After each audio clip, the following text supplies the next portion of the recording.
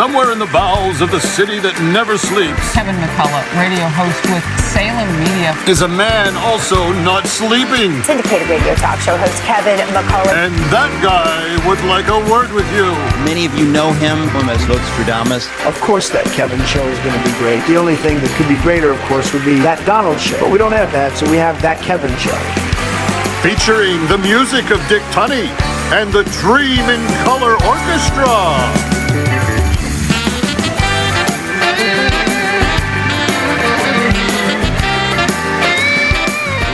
Still to come, he's the father of two rascals playing Zebedee in The Chosen, Nick Shakur. Also in the spotlight, Carrie Underwood and Jason Aldean. Plus, Assignment Desk Weekend, Powdered Sugar in the White House edition, straight ahead.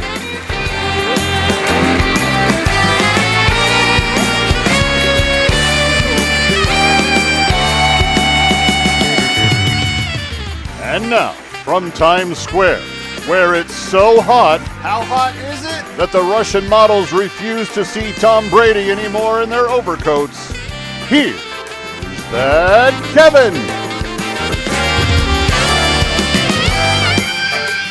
Yeah, I saw that story. I don't know if you saw. Evidently, Tom Brady's got his girlfriends coming in and going in all hours of the day and night, but he's making them wear these black overcoats. I mean, nothing suspicious about that in 95-degree heat. Assignment Desk Weekend, here we go.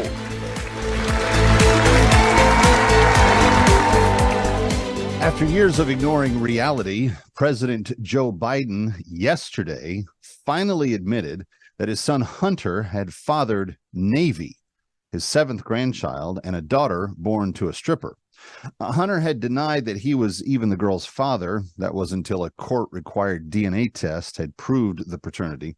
The president's reaction at the time went something like this. I'm wondering if you have a comment on this report and court filing out of Arkansas that your son Hunter just made you a grandfather again. No, that's a private matter. I have no comment. Mr. Vice President, but only you would ask that. Biden went on Friday after vehement denials and said quite plainly, our son Hunter and Navy's mother London are working to foster a relationship that is in the best interests of their daughter, preserving her privacy as much as possible going forward, he said to a statement in Fox News late in the day. He also went on to say, this is not a political issue. It's a family issue. Jill and I only want what is best for all our grandchildren, now that he's including the seventh one, which he had not done up until recently.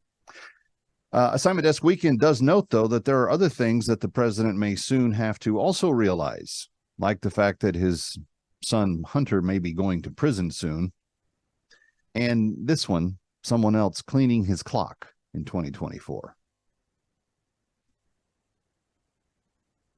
Speaking of the Biden crime family, this was a terrible week for Hunter Biden. Pictured here, trying to remember which pocket the dime bag of Coke was put in before he left. Oh, wait. Or did he? The White House library? Again? The Biden son's plea deal fell apart midweek at the courthouse in Delaware. He was forced to plead, as a result, not guilty to 3 specific crimes that he had spent the last 4 weeks telling the world he was guilty of. And people wonder why the law seems so sketchy at times. Vice President Kamala Harris, pictured here, having just wiped some newly discovered powdered sugar on her gums that had been found in the White House library, created a bit of a problem for the White House on Friday. In trying to advocate for federalized abortion, the VP instead seemed to imply that Bidenomics had failed the average family. In fact, she stated as much, saying that most Americans are only a $400 expense away from bankruptcy. In response, the Democratic National Committee officials launched a survey for potential running mates for President Biden in 2024. And in less than 3 hours, looky here, they had already identified 155 golden retrievers that were more qualified.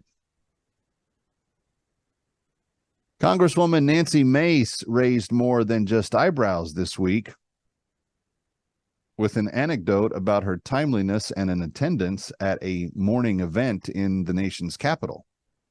The South Carolina conservative Republican joked that her unmarried fiancé had tried to pull her by the waist to keep her in bed. She replied to him, "No, baby, we don't have time for that this morning." The unmarried Mace continued, "I've got to get to the prayer breakfast."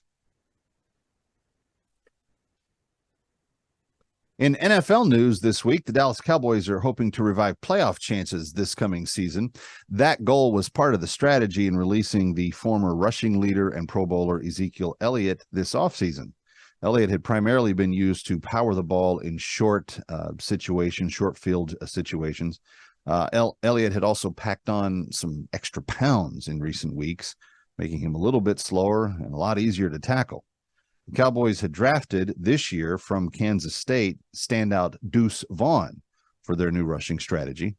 And checking in at only 5'5", they hope he's so small nobody can find him. Take a look at that. The helmet's bigger than he is. And finally, former New Jersey Governor Chris Christie, pictured here, putting the fear of God into a batch of freshly glazed Krispy Kremes by pointing out exactly where he intends to shove them, said this week very earnestly that he wants voters to think of only one thing when it comes to former President Donald J. Trump. He swore it was going to come to him any minute now. He wants them to think of only one thing when it comes to the former president.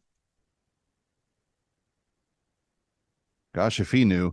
And when he drew a blank and had to give up on whatever it was, he just asked, "Any more Krispy Kremes?" And that's a look at Assignment Desk Weekend.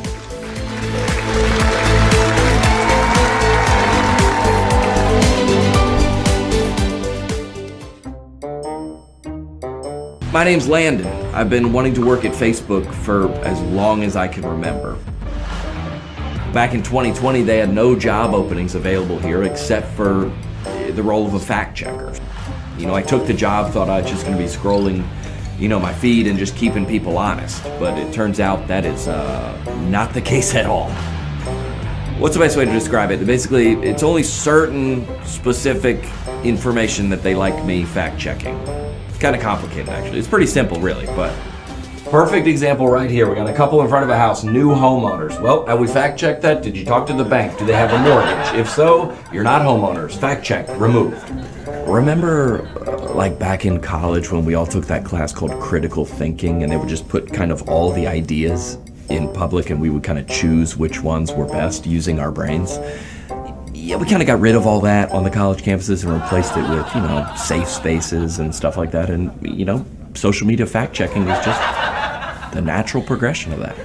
Here's a perfect example right here. A lady selling skin cream, and she says in her video, "So many people have asked about my skincare regimen." Well, I'd like to fact check that. I looked it up. 2 people have asked. Removed. Bye. I mean, just the idea of Facebook checking facts is kind of absurd when you think about it. When has anyone ever told you a piece of information and you go, "Where did you hear that?" And you said, "Facebook." And they go, "Oh, you know what? No, yeah, sorry, that must be true." What's that? Never. This video, I'm watching it.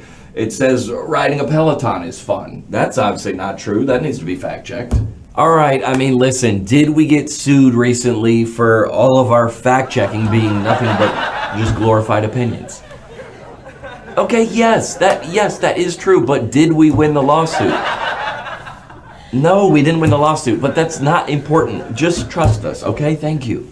Ladies, appearance-wise, a lot of these photos, they need to be fact-checked as well, okay? If you're wearing spray tan, all right, lash booster, Spanx, that's incorrect information. Those need to come with a warning.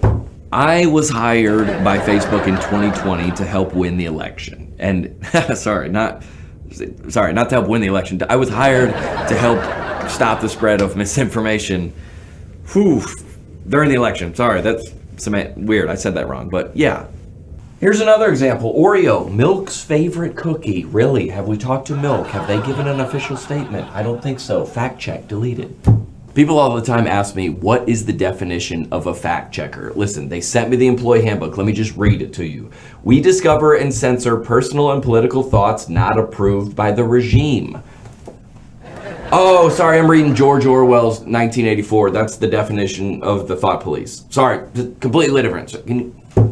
Let's take that again. Can we cut this part? The sketch comedy work of John B. Christ. If you don't follow him on YouTube, you should. He's hilarious.